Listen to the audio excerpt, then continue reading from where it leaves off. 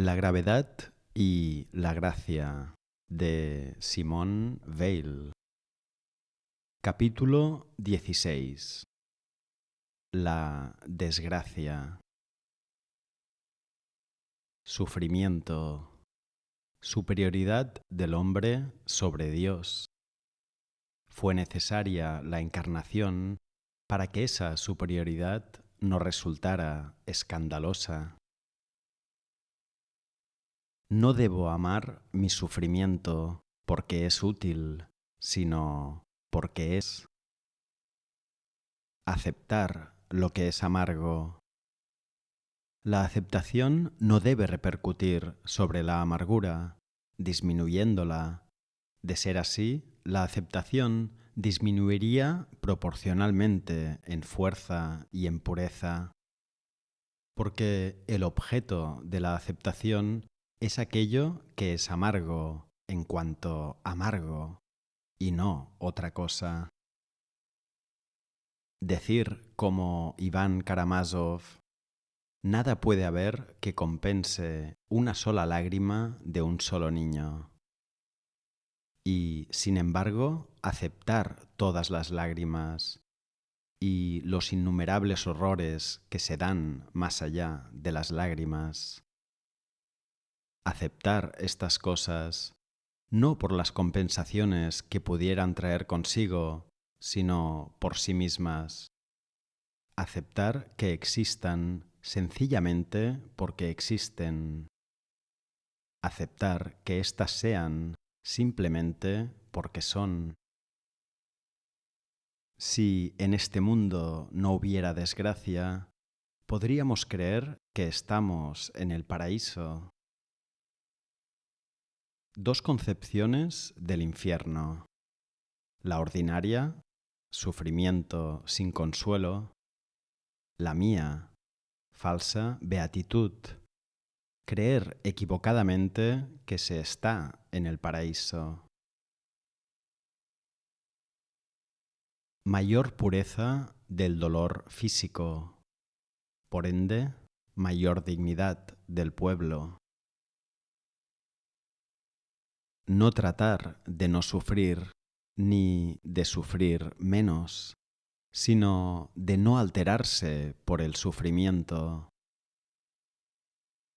La extrema grandeza del cristianismo proviene de que no busca un remedio sobrenatural para el sufrimiento, sino un uso sobrenatural del sufrimiento.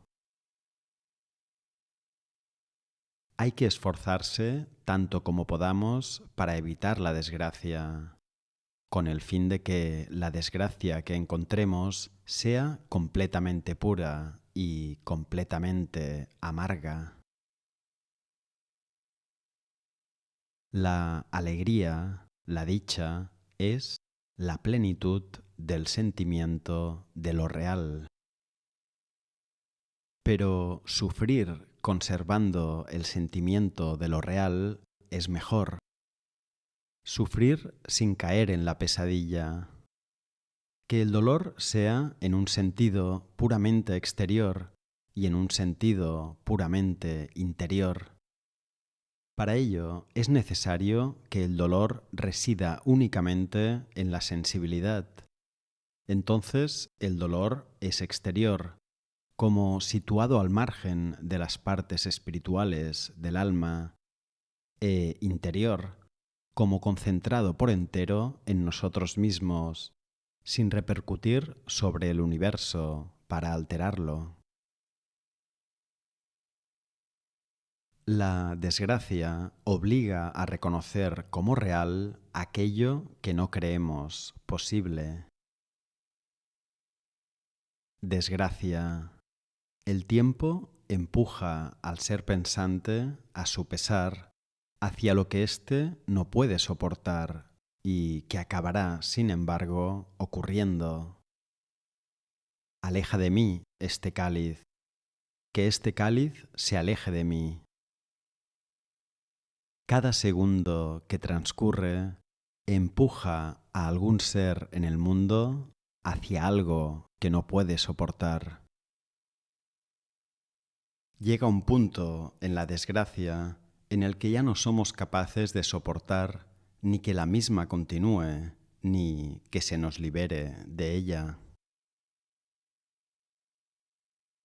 El sufrimiento no es nada, aparte de la relación entre el pasado y el futuro. Pero, ¿hay algo más real para el hombre que esa relación? Ella es la realidad misma. Futuro. Seguimos pensando que ocurrirá mañana, hasta el momento en que pensamos que no ocurrirá nunca. Futuro.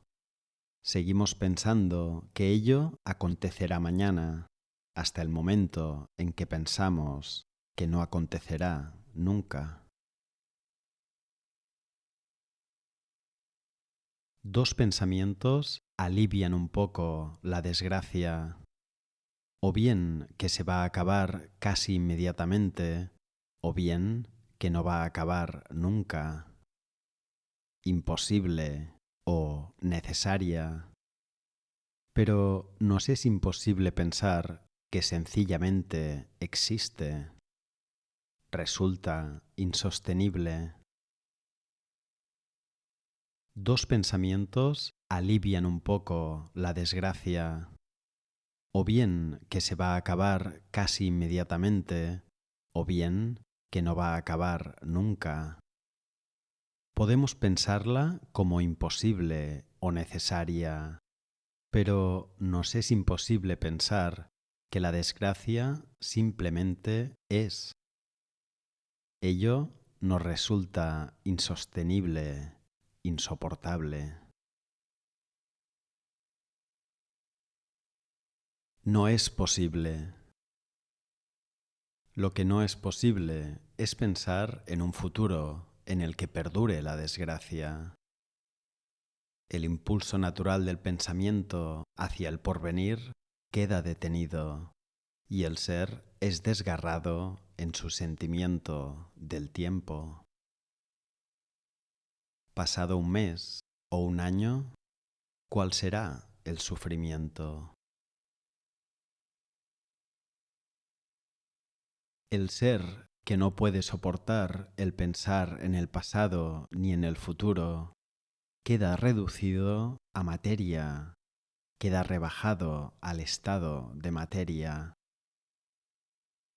Los rusos blancos que trabajaban en la fábrica de Renault.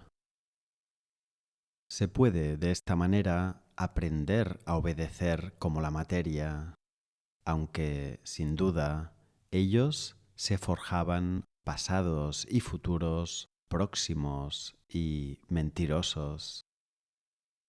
Nota del editor. Los rusos blancos, los emigrados y exiliados a causa de la Revolución Soviética, por oposición a los rojos. Simone Weil coincidió con los contrarrevolucionarios rusos en la fábrica Renault, donde trabajó durante la primavera y el verano del 1935. Fragmentación del tiempo para los criminales y las prostitutas. Ocurre lo mismo con los esclavos.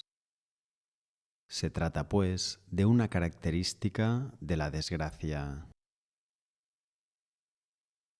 El tiempo ejerce violencia, nos ocasiona violencia, es la única violencia. Otro habrá que te sujetará y te llevará a donde no quieres ir.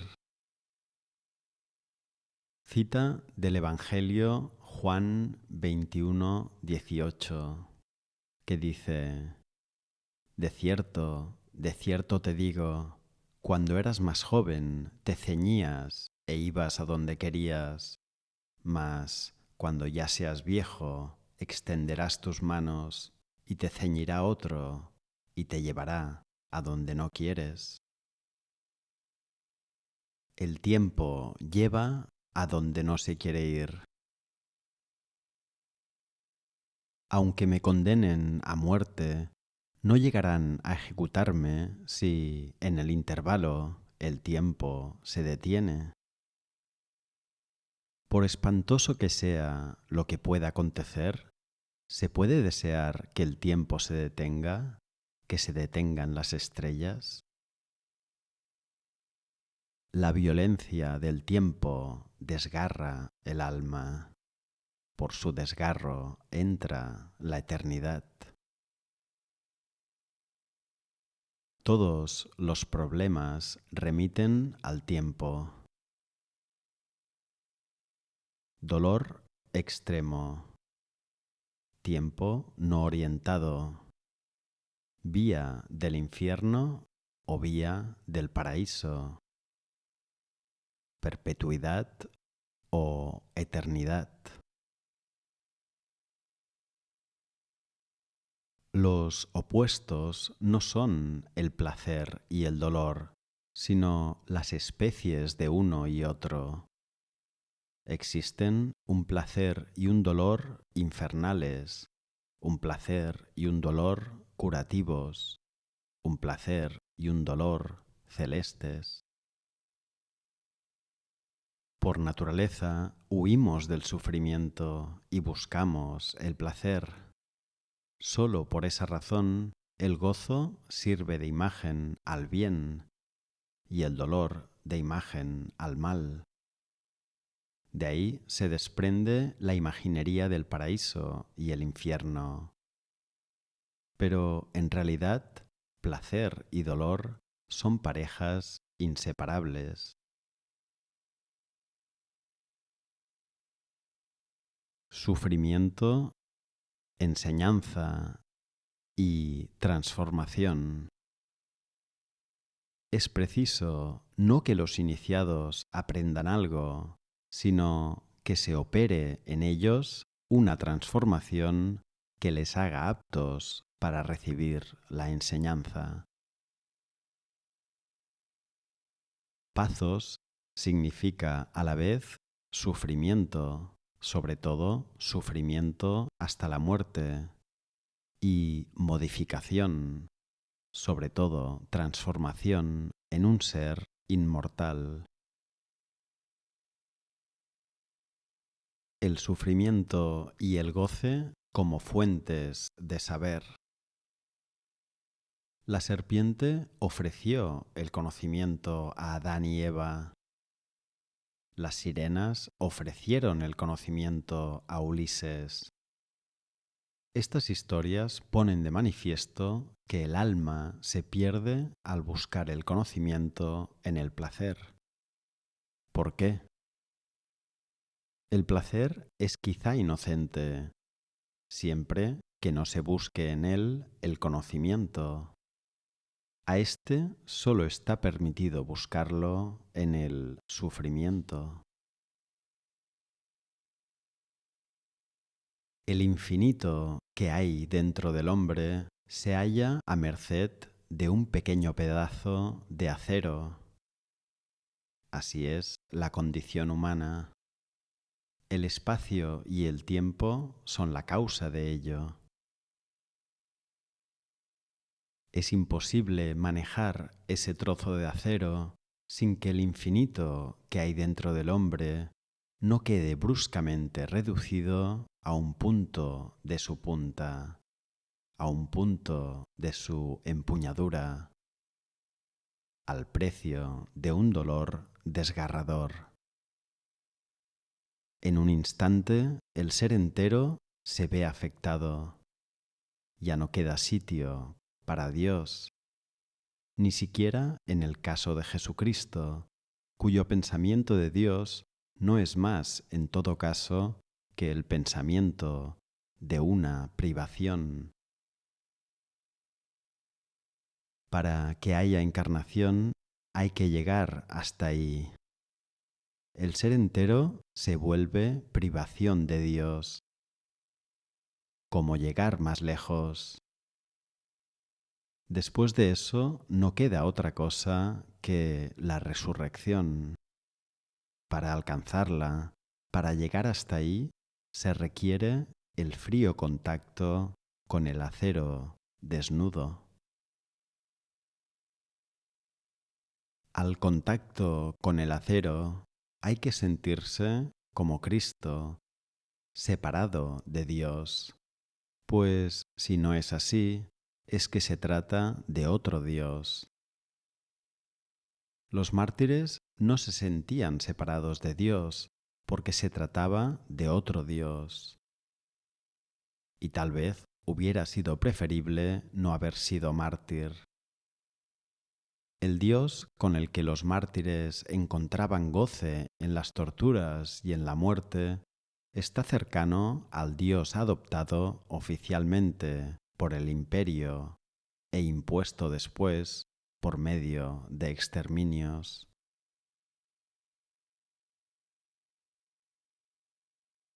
Decir que el mundo no vale nada, que esta vida no vale nada, y dar como prueba el mal es absurdo, porque si esto no vale nada, ¿de qué nos priva entonces el mal? De manera que cuanto mejor se concibe la plenitud del goce, más puros y más intensos son el sufrimiento en la desgracia y la compasión por el prójimo. ¿De qué priva el sufrimiento a quien carece de placer? Concibiendo la plenitud del goce, el sufrimiento sigue siendo a la alegría lo que el hambre al alimento. Es necesario haber tenido una revelación de la realidad a través de la alegría para encontrar la realidad a través del sufrimiento. Si no, la vida no es más que un sueño más o menos malo.